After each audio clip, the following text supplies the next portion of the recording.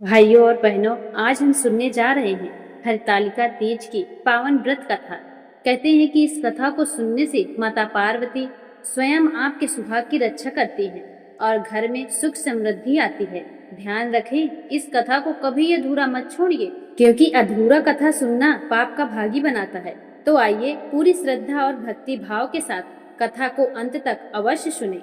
भाद्रपद मास के शुक्ल पक्ष की तृतीय तिथि को हरतालिका तीज का व्रत रखा जाता है। इसे सुहागिन और अविवाहित स्त्रियां बड़े ही उत्सव से करती हैं। मान्यता है कि इस व्रत को करने से स्त्रियों को अखंड सौभाग्य का वरदान मिलता है और अविवाहित कन्याओं को मनचाहा वर मिलता है। इस व्रत से जुड़ी कथा अत्यंत मार्मिक और प्रेरणादायक है। कहते हैं कि हिमालय पर्वत की पुत्री पार्वती बचपन से ही भगवान शिव को अपने पति के रूप में पाने का संकल्प ले चुकी थी। वे अपने मन में शिव को ही वर मान चुकी थी, लेकिन उनके पिता हिमवान को यह उचित नहीं लगा। वे चाहते थे कि पार्वती का विवाह विष्णु भगवान से हो, क्योंकि वे उन्हें सर्वश्रेष्ठ वर मानते थे। जब पार्वती जी को यह समाचार मिला तो उनका हृदय विदीर्ण हो गया। वे रोने लगी और अपनी सखियों से अपनी पीड़ा साझा की।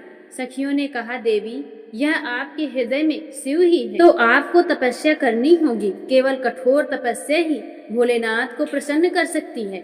माता पार्वती ने यह सुनकर दृढ़ निश्चय किया और वे अपने पिता के घर से निकलकर घने जंगलों में चली गईं। वहां उन्होंने मिट्टी से शिवलिंग बनाया और निर्जल व निराहार रहकर दिन रात भोलेनाथ की आराधना करने लगी। उनके तन पर केवल वृक्षों की पत्तियां थी, ना भोजन ना जल, बस ध्यान और भक्ति की साधना चल रही थी। कहते हैं उनकी तपस्या इतनी कठोर थी कि देवता भी यह देखकर चकित हो गए। इंद्रदेव को चिंता हुई कि कहीं पार्वती की तपस्या से उनका लोक न डगमगा जाए, इसलिए उन्होंने अप्सराओं को भेजा कि वे पार्वती की तपस्या भंग कर सकें। लेकिन माता पार्वती अडिल रही। उनका मन शिव में ही स्थिर था। समय बीतता गया और अंततः उनकी कठोर साधना से स्वयं भगवान शिव प्रसन्न हो गए। वे माता पार्वती के सामने प्रकट हुए और बोले, हे देवी, तुम्हारी अटल निष्ठा और कठोर तपस्या ने मुझे प्रसन्न कर दिया है। आज से तुम मेरी अर्धांगिनी कहलाओगी। तुम्हारा नाम जगत में पूजनीय होगा और जो स्त्री इस व्रत को करेगी उसे अखंड सौभाग्य का वरदान मिलेगा। यह सुनकर माता पार्वती का हृदय हर्ष से भर गया।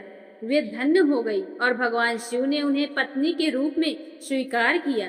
तभी से यह व्रत हरतालिका तीज के नाम से प्रसिद्ध हुआ। भाइयों और बहनों, इस व्रत का नाम हरतालिका इसलिए पड़ा क्योंकि माता पार्वती की सखियों ने उन्हें पिता के घर से हर लिया था और जंगल में ले जाकर तपस्या करवाई थी, इसलिए इसे हरतालिका कहा जाता है।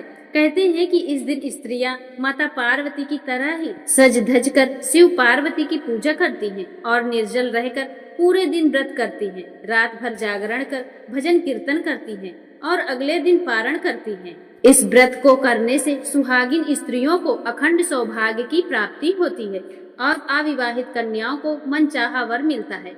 माता पार्वती की इस तपस्या को याद करके हर साल करोड़ों स्त्रियां हरतालिका तीज का व्रत करती हैं। जो स्त्री श्रद्धा और विश्वास से इस व्रत को करती हैं, उनके जीवन में सभी दुख दूर हो जाते हैं और दाम्पत्य जीवन में सुख समृद्धि बनी रहती है।